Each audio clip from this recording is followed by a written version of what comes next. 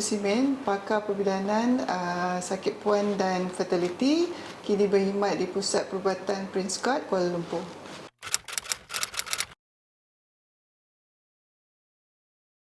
Peranakan turun, peranakan jatuh, ini antara terma-terma yang digunakan untuk menjelaskan satu keadaan medikal yang juga dikenali sebagai tombong ataupun dalam terma medikalnya dikenali sebagai uterovaginal prolapse. Bermaksud rahim itu diturun daripada kedudukan asal dia.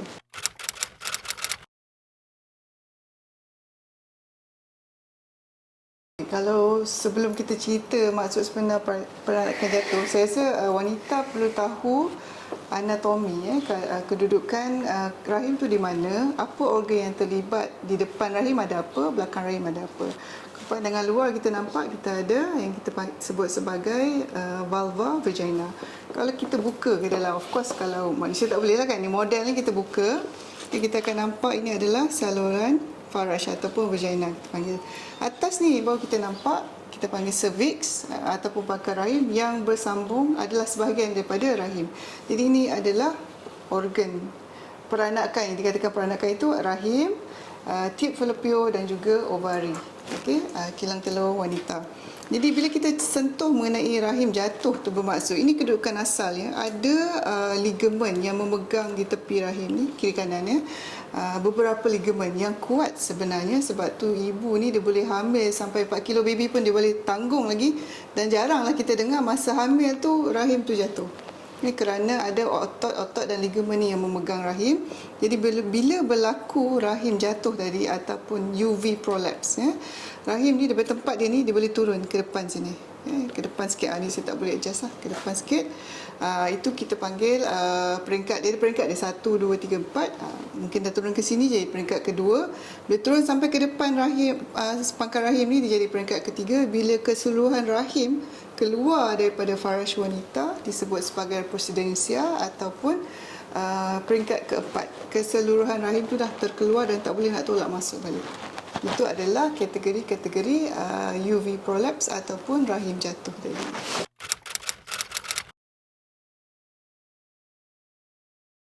Antara tanda yang wanita boleh alami kalau ada masalah rahim jatuh. Dan kita kena ingat di bahagian peranakan wanita tu, di depan rahim ada puning kencing, di belakang rahim ada salur najis ataupun kita sebut sebagai rectum. Okay, organ ni juga boleh terlibat. Jadi dia boleh rasa macam kencing tak boleh nak tahan, asyik nak kerap kencing je ataupun kencing tak puas. Kemudian rasa seperti ada benda keluar daripada benda keluar daripada vagina, daripada bahagian sulit wanita, seperti bila nak duduk tak selesa, ada something yang bergesil di bawah. Rasa berat je di bawah. Kemudian bila dia dah terkeluar lebih sikit, mungkin rasa sakit belakang, rasa berat dan sakit di belakang. Ada ketikanya buang air besar juga menjadi masalah, di mana wanita ni kadang-kadang terpaksa menekan sikit saluran faraj dia untuk supaya najis tu boleh keluar daripada rektum wanita tadi. Itu antara gejalanya ya.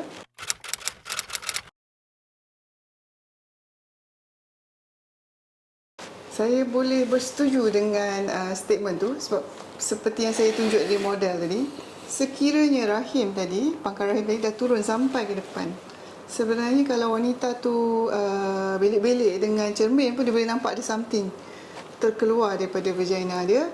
Kadang-kadang dia rasa heavy, rasa berat di bahagian vagina, dia boleh cuba check dengan jari. Tetapi masalahnya wanita ni tak tahu, bila dimasukkan ke dalam salur faraj ataupun vagina, kita tak pasti ini pangkal rahim ke ataupun tisu tepi-tepi vagina kita sebut tisu sebelah tepi vagina, ataupun ada ketumbuhan lain yang tumbuh di pangkal rahim yang dah turun sampai ke bawah. Jadi untuk pastikan sama ada rahim jatuh ke atau masih lagi berada di tempatnya ataupun ada masalah ketumbuhan seperti di pangkal rahim, sebaiknya memang kena jumpa doktor lah. Jadi doktor boleh tolong periksa.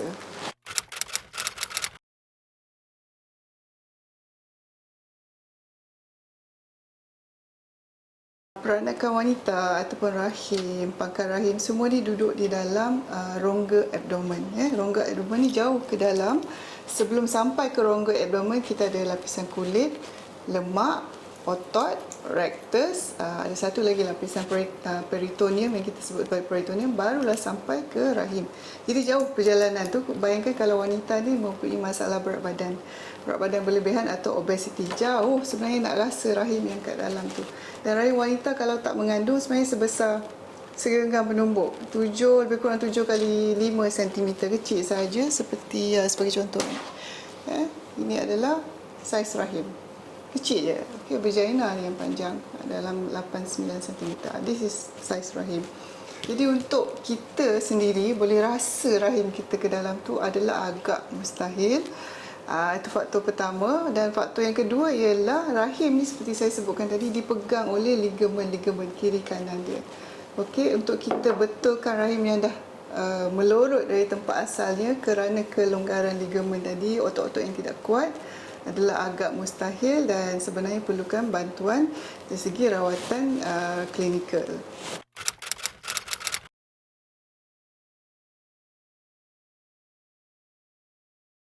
Rawatan sengkak ni sebenarnya secara jujurnya untuk anak pertama saya pun pernah rasa, sebab bila first time pregnant dijaga oleh mak mentua pula kan, dia akan syorkan rawatan tradisional. Tak salah berurut, tetapi seperti yang saya nyatakan tadi, faktanya adalah rahim tu berada di bahagian dalam rongga abdomen dan dipegang oleh ligamen-ligamen khas. Jadi untuk kita tolak dia naik sebenarnya adalah agak mustahil untuk mencapai sampai ke tempat di mana rahim tu berada. So apa yang mak bidan urut tu sebenarnya adalah otot-otot kita di bahagian abdomen, lemak-lemak kita yang ditolak. Sebenarnya rahim ni bila lepas bersalin, dia tak perlu pun rawatan sengkak ni untuk dikecut kembali kepada saiz asal segenggam penumbuk ni, kerana daripada saiz yang menampung baby contohnya 3 kilo, kerana perubahan fisiologi dia akan kecut dengan sendirinya dalam tempoh seminggu hingga ke 2 minggu. Dah tak rasa dah rahim tu di perut. Sekiranya doktor periksa kan, dah tak rasa, dah kecut dah, hampir kembali ke saiz asal 7 kali 4 atau 5 cm.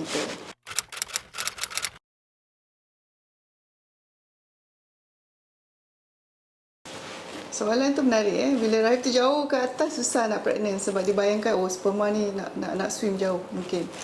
Secara fisiologinya, bila sperma dilepaskan di dalam vagina wanita, dia macam ada takungan di bawah ni, kalau nampak ni kan, macam ada kolam di situ. Di situlah sperma dilepaskan, dia akan berkompos sekejap di situ, tetapi dalam 45 minit sperma yang normal, yang sihat, dia akan terus naik ke dalam pangkal rahim, masuk ke dalam rahim, kemudian berenang ke dalam tiap wanita. Di situlah telur wanita menunggu.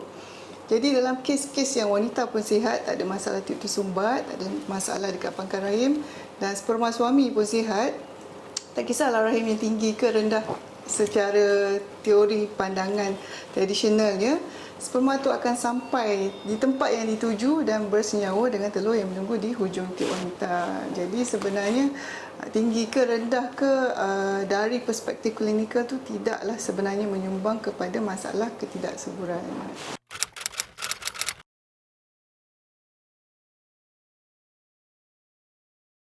Dia peranakan yang jatuh ni terdapat beberapa faktor yang menyumbang kepada masalah peranakan jatuh atau UV prolapse.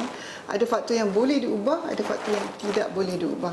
Sebagai contoh, faktor yang boleh diubah adalah masalah berat badan.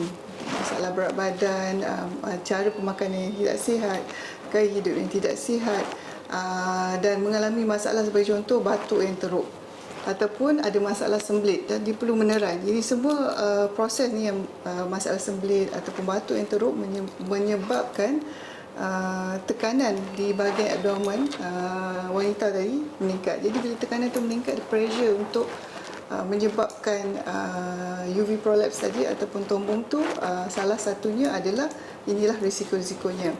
Jadi batuk yang teruk ataupun masalah sembelit yang teruk perlu dirawat. Jadi semua ni boleh dirawat. Faktor yang tidak boleh diubah, contohnya anak ramai kan. Okey, of course kita boleh merancang keluarga, tetapi bagi wanita yang pernah bersalin banyak kali, itu antara risikonya. Wanita yang dah menopause, wanita yang dah berumur lebih dari 40 tahun, wanita yang orang kata sepanjang career reproduktif dia, dia melakukan kerja-kerja berat seperti mengangkat, macam contoh angkat tonggas berat-berat tu, selepas bersalin, selepas habis tempoh pantang, dia menggunakan kudrat dia untuk buat kerja-kerja yang melibatkan peningkatan tekanan pada bahagian abdomen. Ini juga menyumbang kepada faktor untuk mendapat UV prolapse. Ada segelintir wanita ni dia ada masalah kita panggil connective tissue disorder atau masalah connective tissue yang menyebabkan otot-otot dia mudah lemah. Dalam kes-kes yang terpencil ni mungkin muda-muda dah kena masalah UV prolapse ataupun rahim jatuh tadi. Tetapi lazimnya UV prolapse ni melibatkan orang yang dah berusia, wanita yang dah berusia dan telah menopause. Faktor kelahiran, jenis kelahiran juga menyumbang kepada UV prolapse. Sebagai contoh, sekiranya dia bersalin, dia memerlukan bantuan vacuum atau forceps dan menyebabkan koyakan ataupun kecederaan teruk pada bahagian vagina. Ini juga boleh menyumbang kepada UV prolapse. Ataupun dia pernah melahirkan bayi-bayi yang kata berat-berat, 3.8 kilo, 4 kilo bayi yang besar-besar. Ini juga menyumbang kepada UV prolapse kerana otot wanita tu dah jadi semakin lemah setiap kali bersalin.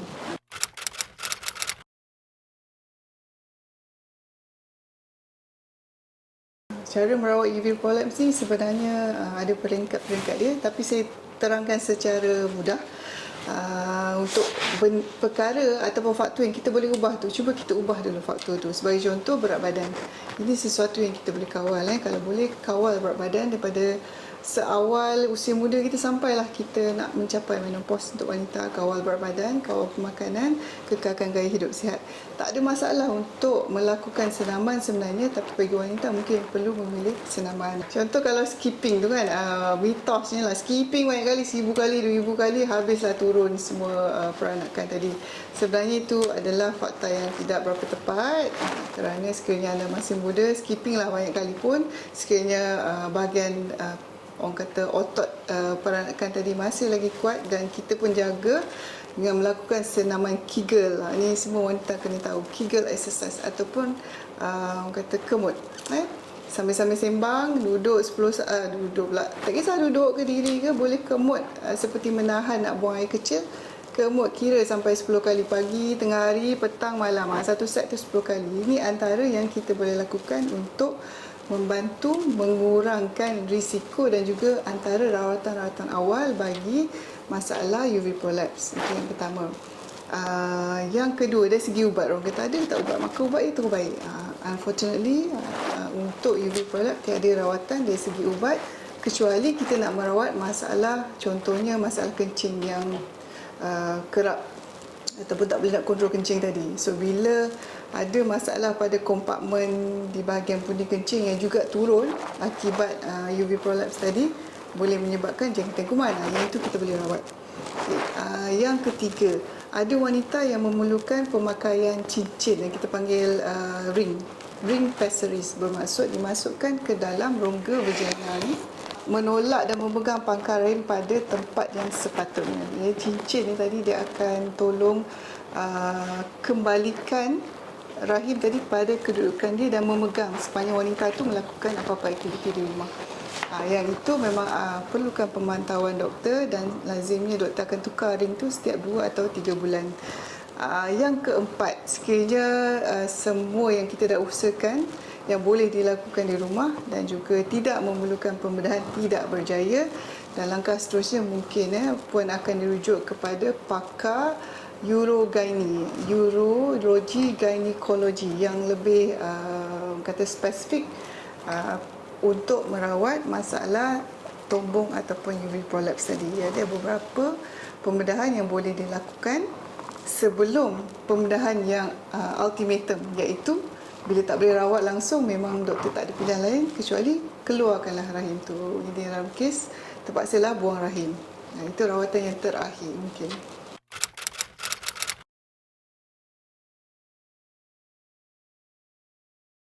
Soalan ni pun sering ditanya, very interesting question, sebab dia rasa kalau dia skipping, dia banyak sangat buat aktiviti cycling ataupun swimming, dia takut nanti rahim dia jatuh.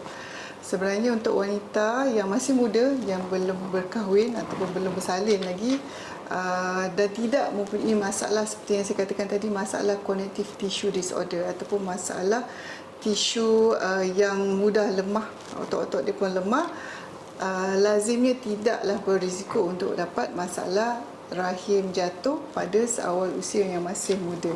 Lazimnya dia akan menjejaskan wanita yang telah berusia ataupun yang telah menopause.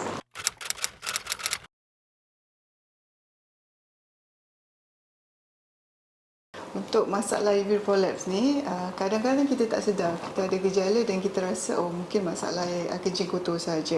Jadi yang penting kalau tak pasti, jangan Google je, jumpa doktor. Okey, yang pertama. Yang kedua, kita sebagai wanita kena cuba capai 3K. 3K ni sebenarnya adalah untuk semua rawatan kesuburan, rawatan seawal kehamilan, iaitu untuk mencapai kekalkan gaya hidup sihat. Perlu exercise tetapi berkadaranlah, jangan over pula. Kekalkan berat badan yang ideal, berat badan yang sihat, dan kekalkan cara pemakanan yang sihat ataupun diet yang sihat. Suku separuh, suku protein, suku karbohidrat, dan separuh adalah buah-buahan sayuran. Sebab seperti yang saya katakan tadi, berat badan juga menyumbang kepada masalah uterine prolapse. Alright. So last but not least, kalau tak sure, jangan Google, jumpa doktor. InsyaAllah ramai je doktor wanita di luar sana yang boleh membantu.